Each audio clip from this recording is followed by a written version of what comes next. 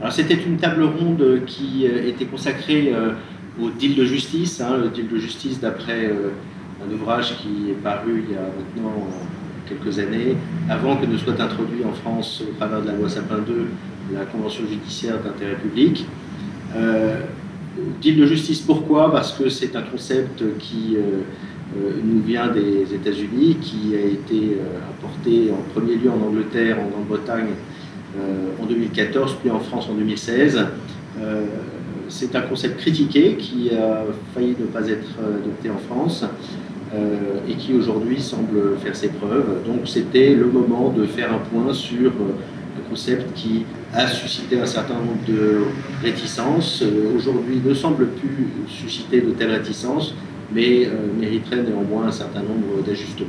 Alors les avantages de ce concept, ils sont pour les autorités d'enquête la possibilité d'avancer rapidement et de sortir un dossier dans un délai raisonnable. On sait que maintenant, depuis plusieurs années, les gros dossiers du droit pénal des affaires mettaient un grand nombre d'années à sortir, ce qui était un désavantage pour les autorités de poursuite françaises au regard de leurs homologues étrangers, puisque notamment aux États-Unis, mais aujourd'hui également en Bretagne, ces autorités-là pouvaient conclure des conventions comparables à la CJIP, Convention judiciaire d'intérêt public, dans des délais beaucoup plus courts, de sorte que lorsque l'affaire revenait devant le tribunal en France, plusieurs années, de nombreuses années après souvent,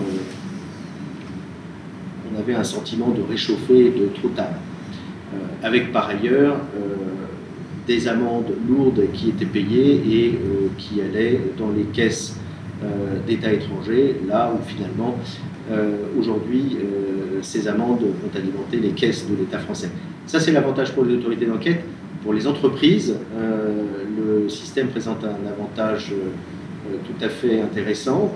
Certes, c'est un système onéreux, mais c'est un système qui permet à l'entreprise finalement de repartir sur des bases saines, parce que ce mécanisme est accompagné en général de mesures de remédiation qui imposent aux entreprises, sous le contrôle en France de l'AFA, l'Agence française anticorruption, et bien de repartir sur des bases saines avec des process qui éviteront le renouvellement de l'infraction. Donc il y a une vertu réparatrice et d'une certaine manière même prophylactique.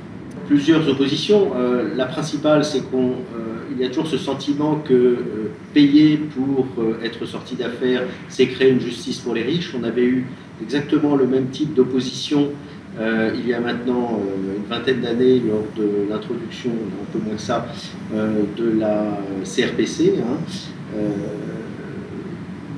On a connu au moment de l'entrée en vigueur de la CJIP les mêmes réticences.